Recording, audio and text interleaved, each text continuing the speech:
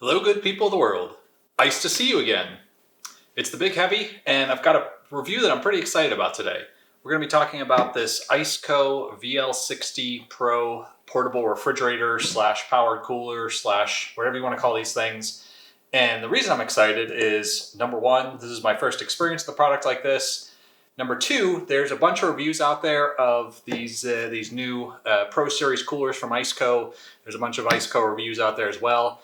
Most of them, the reviewer was given the product for free. I always like to disclose that. I don't have anything against reviews where the reviewer gets the product for free. I've done a few of those myself, as you've seen with my Jackery reviews. But in this case, bought this puppy with my cold hard cash and also had a chance to use it over this weekend. I just came back from a weekend car camping trip, took this guy out, ran him through his paces. So this isn't going to be just a, hey, there's cool handles, there's an interesting lid. It's going to be some experience from my usage of the cooler. So fasten your seatbelts, chill out, and enjoy not only the review, but as many terrible cold-related puns as I can pack into a single review.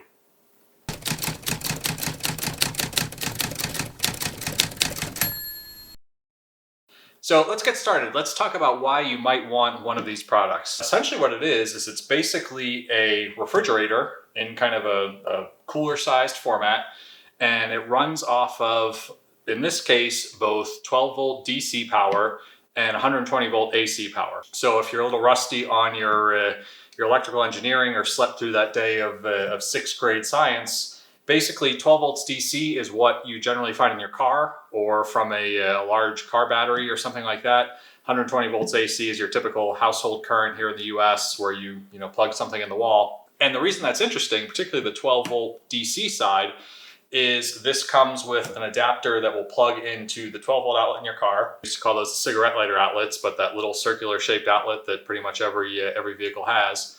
And this guy will run and cool things down off of your car power. So if you're on a long road trip, plug this bad boy in. You can have ice cream for days. If you're going camping, you can plug it into the vehicle, or you can plug it into something like one of the power banks that I've reviewed in the past, most of which, I think all of which, have a 12 volt cigarette style outlet on them. So you can run this guy for multiple days, and we'll talk a little bit more about that as we go through. The reason you might want one of these, and the reason that I bought it, probably 80% of it was for camping. So, it's kind of seems like a bit of a luxury to have a powered cooler, but as someone that's done a lot of backpacking, I've done a lot of bike packing, you go 3-4 days without a cold drink, it's you begin to appreciate the power of fresh food and a nice cold beverage at the end of a day of outdoor activity. And in this case, there's no ice required. As long as you have power, this thing can run infinitely long. It's going to keep your stuff cold infinitely long. You're not going to end up with that day 2 or 3 cooler where you've got the lake inside of there. You've got a little iceberg of cheese floating around where the Ziploc bag maybe got opened and turned it into this sort of nasty cold cheese soup. You're not going to have your stuff that should be at like 40 degrees and is next to the ice and gets frozen, or vice versa, something that should be a little colder and ends up with sloppy ice cream or something like that as the cooler warms up. So my primary reason was for camping, primarily car camping. Obviously, this is not something you want to take backpacking. Probably the other 10% of the reason I bought it was in case we have a power outage. Knock on wood, we haven't had a good hurricane down here in a decade or so, but recent events in Austin, Hurricane Sandy, things like that, it's not unlikely we're out without power for a few days. You can set this guy up, run him off of something like a battery bank, and keep some meat cold so you don't lose the cost of that. Also, in a disaster scenario, I think there is something to be said for keeping you and your family a bit comfortable. So if the lights are out, being able to get some nice fresh food would be a good thing in that type of scenario. The other reason I got it, it's we live about half an hour from our nearest Costco. In the heat of the summer, I'm always a little hesitant to go and buy that nice big piece of fresh salmon and bring that home in a hot trunk. So I envision throwing this in the back of the car. Both our vehicles have one of the 12 volt outlets in the trunk. Plug it in. You can go crazy at Costco with frozen and refrigerated food. Put them in something like this, not have to worry about getting ice or anything like that. So that's why you might want one of these. The Iceco unit specifically, so there's kind of 3 tiers of brands as I did my research into these units. There's sort of this top end, there's brands like Dometic, ARB, some of the overlanding brands. There's some more niche stuff out there that's, for this size unit, over $1,000, probably $1,200 to $1,800 range. There's sort of this middle tier where I'd put Iceco, and then there's this kind of lower end, which is these sort of random brands on Amazon that are a couple $300. Iceco definitely plays in that lower segment as well. This seemed to be sort of their mid-tier model. Had some features I liked. It seemed to be, some of their older units seem to get pretty good reviews. One of their big sales pitches is it uses a relatively standard compressor. The heart of a refrigerator is a compressor. Essentially, they operate by taking air, compressing it, and then releasing it, which makes things cold. If you've ever opened up a scuba tank or you've deflated a bicycle tire very quickly, you'll notice that it gets cold. Expanding air gets, absorbs heat, if you remember from your physics classes. So that's the general principle. And these supposedly have a compressor from a company called Danfoss, which changed their name to C-Top or something like that. And the thinking is standard compressor, kind of worldwide reputation, and hopefully, since that's the heart of a refrigerator, it'll last a little bit longer. They give you a long warranty. I think it's 5 years on the compressor. Again, anyone can write a warranty. So that may or may not be relevant, but again, common part, and even if the company is not around or doesn't honor the warranty, theoretically having a standard compressor in here would let any refrigerator repair shop hopefully be able to get the parts and be able to figure out what's wrong. So with all that said, let's talk about some of the features of this unit. So I think first off, it looks the business. It's got this sort of big, imposing Darth Vader kind of badass look to it.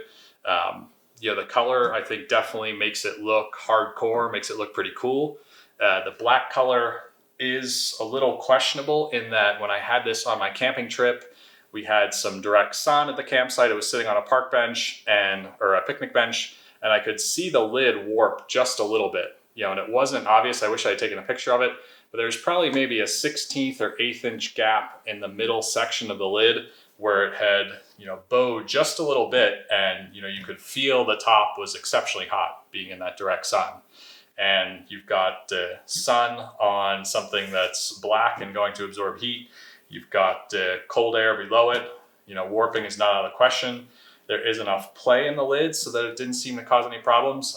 I'd just be concerned long term of this kind of warping and then going back to normal as the sun goes away. This was in the Carolinas in April-ish, so it wasn't 100 degrees outside. It was probably 80 ambient air temperature. It was a good solid direct sun, but if you're taking this thing out in the desert as you might on an overlanding trip, I'd be a little concerned about the sun. Most of these types of units, they make, for lack of a better phrase, sort of an insulated jacket that goes around it. Most of the existing Iceco ones are white. They don't have one for this particular unit yet, but I would imagine if they came out with one, it might be a lighter color. So that might help with the sun.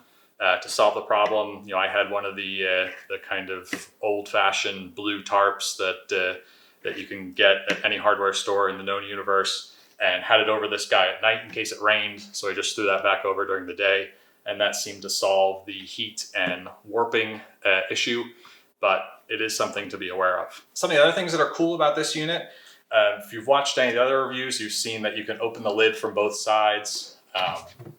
There's a latch there, similar latch on the other side, opens it right up, which is kind of cool. You can also do both latches and take the lid off. I'm not sure how relevant that is, since it does open up pretty nice and wide, and it's got a good lean to it, so it won't fall over, which I'll show you, which will block me for a second, so I'll be quiet here. But you can see that's probably a 18-degree angle that it leans up back at, so there's no worry about this falling over. Maybe if you had this kind of up against a wall and you were trying to fill it up or change what you had in your cooler, that lid removal feature might come in handy. One thing that happened to me when I first got it, and this may just be the way that my brain works, but something to be aware of, I naturally wanted to push this kind of heavier or larger part of the handle up top. And I was, really trying to work this thing and thought, uh-oh, I've got a broken latch. Try the other side, same thing. Uh-oh, broken latch. I think in the manual, it actually says push the bottom of the handle. You can see that works perfectly. So, if you get the thing out of the box and you're pushing on it and saying, uh-oh, what happened here? Really try and, you almost have to push down at sort of a 45-degree angle to get the handle to work. In terms of other features, some of the things I like, and I'll angle this up for you a little bit. Where I was camping, we had a picnic table, had this on kind of one side, one of the bench sides, and had my stove set up near it. I'll throw a picture in later, but that made it really easy to access this and take food out. But it's also like a nice, you wouldn't necessarily want to use this as a work surface, and I didn't want to put hot things on it again since it's plastic. But, I would have my bowls sitting here. I would have cold ingredients, cans. Kind of makes for a nice work surface. And you can see there's a little bit of a recessed area in the top. So if you spill anything, that would hopefully keep it from dripping off and kind of dripping into your cooler. Keep the spill contained a little bit. It's not more than maybe a little less than a 1/4 inch. So you're not going to be able to spill a significant amount, but kind of a nice thoughtful touch there. The Iceco logo in the top is also rubberized. I think this is kind of a nice touch. When we had this packed up in the trunk, I threw a big old duffel on top, and the recessed border around the lid, as well as this rubber thing, kept that from sliding around, which is pretty nice without having the whole top being rubberized, which I thought was good. So the handles on this unit are also pretty nice. I like that I like a couple things. First of all, that they go up and they kind of stay up. They don't have that soft close if you let it go. I found this handy when we put it in the car. I sort of put it in the short way, so having that handle up made it a little easier when I was trying to take it out to sort of reach in without having to search for that handle. They don't go up all the way, which is nice, so you're not going to mash your fingers in that gap. They're pretty wide handles. I've got good sized man hands, and I have plenty of room on the handle. They feel fairly robust. There's a little bit of motion there. If you really kind of pull on it, you can see some flex. They also included a replacement handle in the box. And I don't want to look a gift horse in the mouth, as they say, and fault any company for including some replacement parts. Hopefully that's not a sign that they've had some handles fall off, and they kind of are providing you that handle out of necessity rather than out of the goodness of their hearts. They do also give you some replacement plastic bumpers. You can see these little bumpers on all 4 corners. Looks like a Torx head screw on there, so it should be relatively easy to replace, assuming you have a Torx screwdriver. The outside is metal. I'm not sure if that's steel or aluminum. Not sure if that's on their website. It is, it does feel robust. It is pretty heavy. I think this is about a 60-pound unit empty. The packaging I thought was fine. It seemed to be more effective than it looked. It was essentially sort of a cardboard base with a styrofoam tray, and then about 4 inches of airspace around the cooler on all sides. And it arrived 100% fine. No dings, no damage or anything, despite the box looking like it had seen some better days in its travels. So moving along to the side panels, and I'll start with the easier one over here. You can see there is a little rubber grommet here. That is for a 12-volt DC plug. They give you one on both sides, which I think is kind of a nice touch. Depending on how you have this in your vehicle or how you have it set up at camp, it may be easier to plug in on this side versus this side. You do get both of those options, which is pretty cool. Moving around to the other side, and I will give you a close-up, but we've got our power panel over here. I haven't taken the plastic off this, much to my wife's chagrin. For whatever reason, I like to leave the plastic on things, and then she invariably will tear it off if she comes with me on my next camping trip. But for now, it's on there. I think the panel's nice, looks good, looks fairly robust. You've got your on-off, nothing too too surprising there. Your temperature up, down, it did come set to Fahrenheit out of the factory, which I appreciate as a American who's not smart enough to figure out the metric system. You can change that, and that's detailed in the manual. There's also a feature here with I think they call it battery monitor, where it will shut off power to the cooler if the power supply drops below a certain voltage. So the thinking there is if you have this plugged into your vehicle and either your alternator's not working or the vehicle's off, it will theoretically turn itself off before it drains your car battery to the point where it won't start, which is kind of a nice feature. There's 3 levels to that. It's sort of a high, medium, low, and the manual does tell you the voltages associated with that, so you can adjust that accordingly. I kept it on high with my power bank. That didn't seem to create any problems. The Jackery power bank that I've reviewed in another review seems to do a pretty good job keeping a consistent voltage output, so there was no problem there. Other thing you've got over here, you've got your covers for your inputs and outputs. This guy has a AC input, which is kind of a standard, I don't know what you call it, but a standard AC plug, similar to what you'd find on your computer, kind of that sort of house-shaped outlet, which is nice. So any old generic computer cord will work in there. You've got a DC input, which I've never really seen this plug before. Not sure if that's a standard plug. I'm hoping it is, because I'd like to make a couple of adapters for this. And another thing you've got here, which I frankly thought was a little bit gimmicky, is you've got 2 USB outputs. Now these only work when you're plugged into DC power, but when I had my Jackery out of the campsite, the Jackery has, I believe, 3 USB outputs on it, 1 12-volt output. So by plugging this guy in, I nearly doubled my USB capacity. Didn't really matter, because on this particular camping trip it was just my son and I, and he doesn't have any devices yet. But if you were out with 4 or 5 friends, having those extra USB ports kind of as a freebie for folks to charge their phones, charge up their headlamps or whatnot is kind of a nice feature. The other thing I'll say about the 12 volt, they give you a pretty long cord. I guess it's probably about 10 or 12 feet. So that's nice. And I had seen some reviews from some of the older Iceco units where people said the receptacle on that 12 volt cord didn't stick very well, whether it was in their car or connected to a power bank. The one that shipped with this one seemed to stick fine, which was great.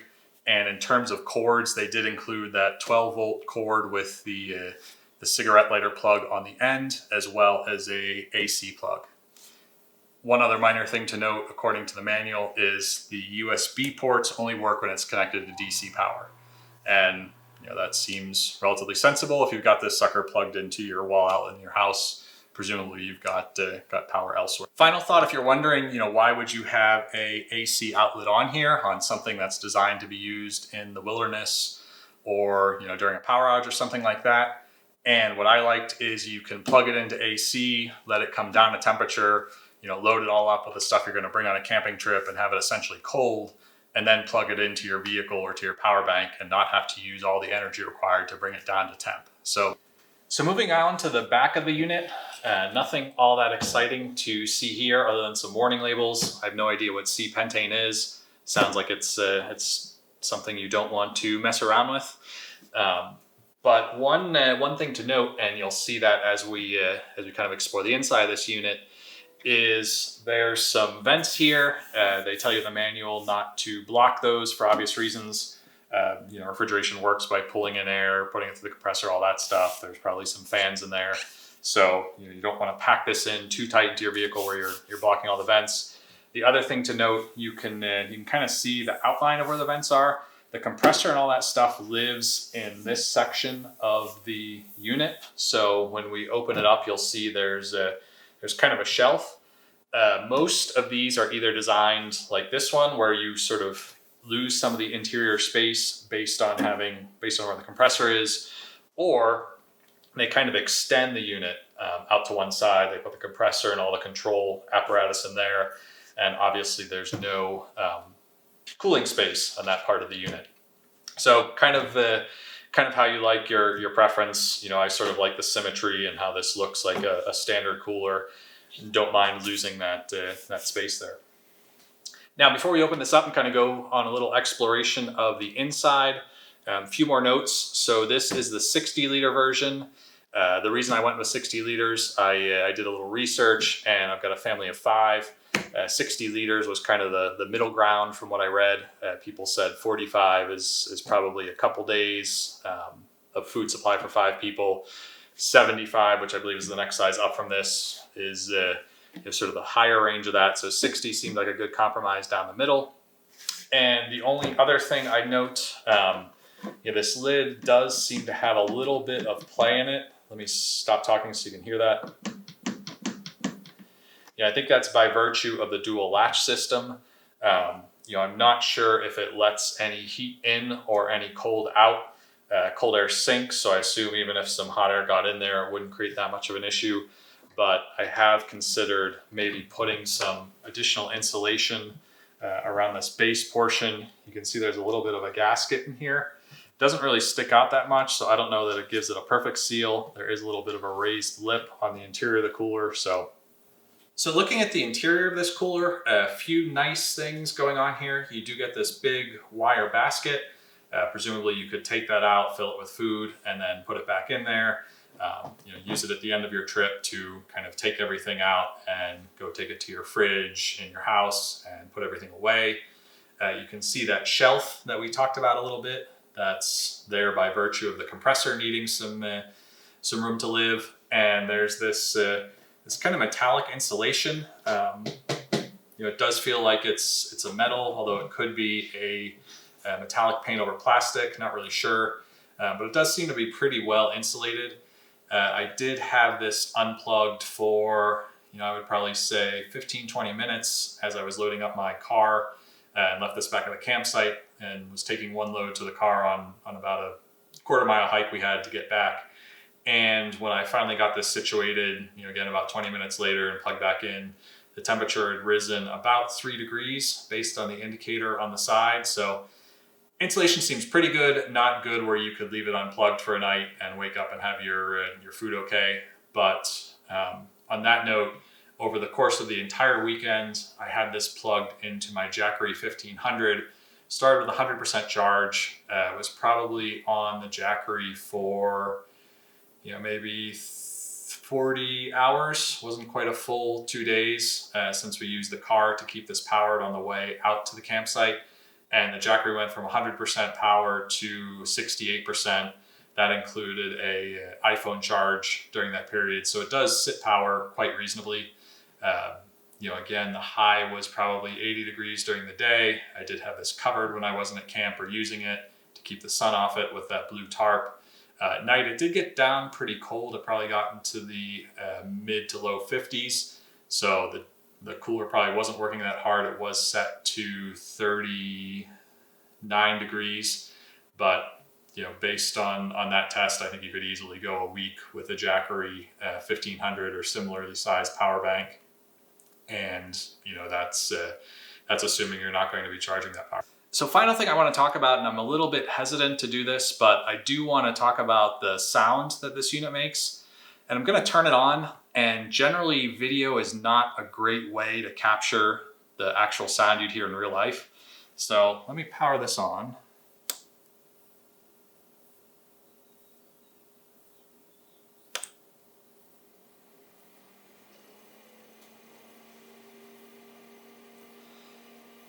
Now, I don't know if the mic is going to pick that up. I don't know if this is going to sound over a YouTube video the way it sounds in real life.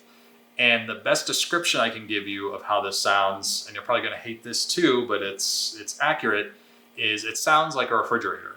So, if you think about the noise of a typical home refrigerator, does it make noise? Yes, absolutely. If I stand like I am now in my kitchen and it's perfectly quiet, and I'm not speaking, I can hear my refrigerator running. And if I'm just, kind of living my day-to-day life, walking through the kitchen, it's one of those noises that kind of fades into the background. So, I was concerned, would this be noisy? I'm out camping, I'm out in the woods, I'm enjoying myself, there may or may not be people nearby, and I don't want to hear some sort of electrical device, churning on and off all night. So when we are in our tent sleeping, if I stopped and the unit was running, could I hear it if I actively listened for it? Yes. Was it something that woke me up, or that when I was doing something else, I said, I can hear that. That's kind of annoying. No. So it is one of those kind of white noise, background noise type sounds that you really don't notice unless you're actively listening for it. The other thing I'll say is the unit is completely noiseless when it's not actually trying to cool down.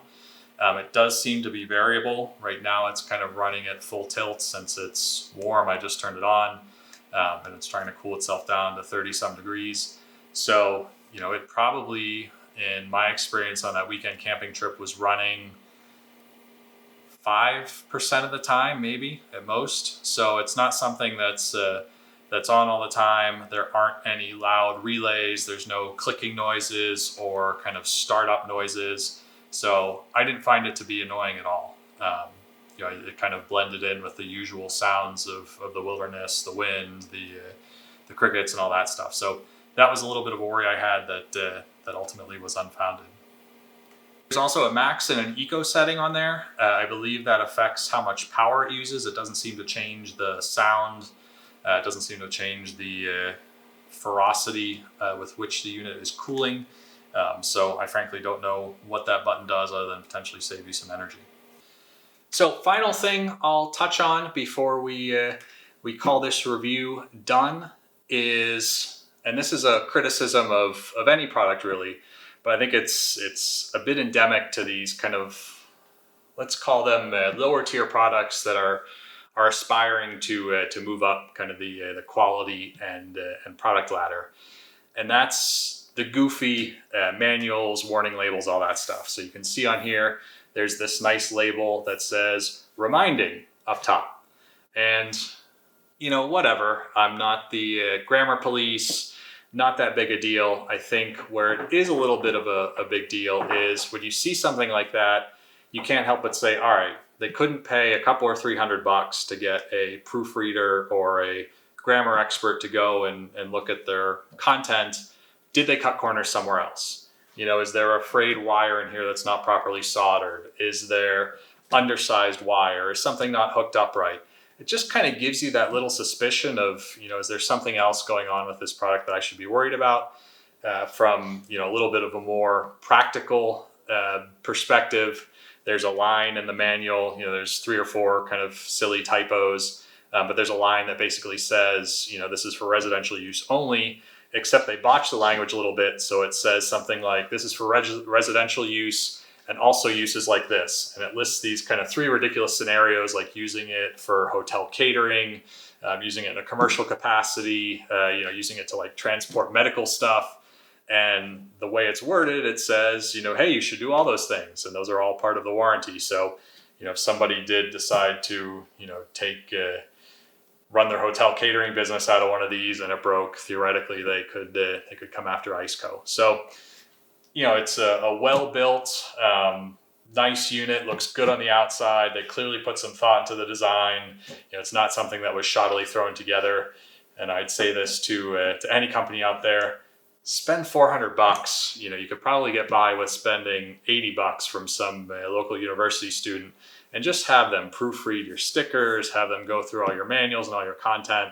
And it's just going to address that concern of, if they didn't have enough time or interest in making sure the labels were kind of using proper language and proper punctuation and spelling and all that stuff, did they cut corners somewhere else? So that's my final rant on producing grammatically proper instructions and stickers and all that stuff.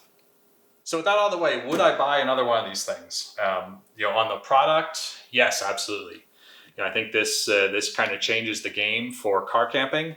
I think this unit looks cool enough that instead of calling it car camping, I can now officially call it overlanding, which makes it 52% more awesome according to science. So that's cool.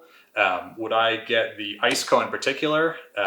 So far, 2 thumbs up. Did great on my weekend camping trip. I think it surpassed my expectations in terms of really sipping power. The way it used power on my 2.5-day trip, I could have gone out for an entire week without having to charge my Jackery and had this guy running at 30 degrees. So absolutely recommended. And thanks for watching. Stay cool.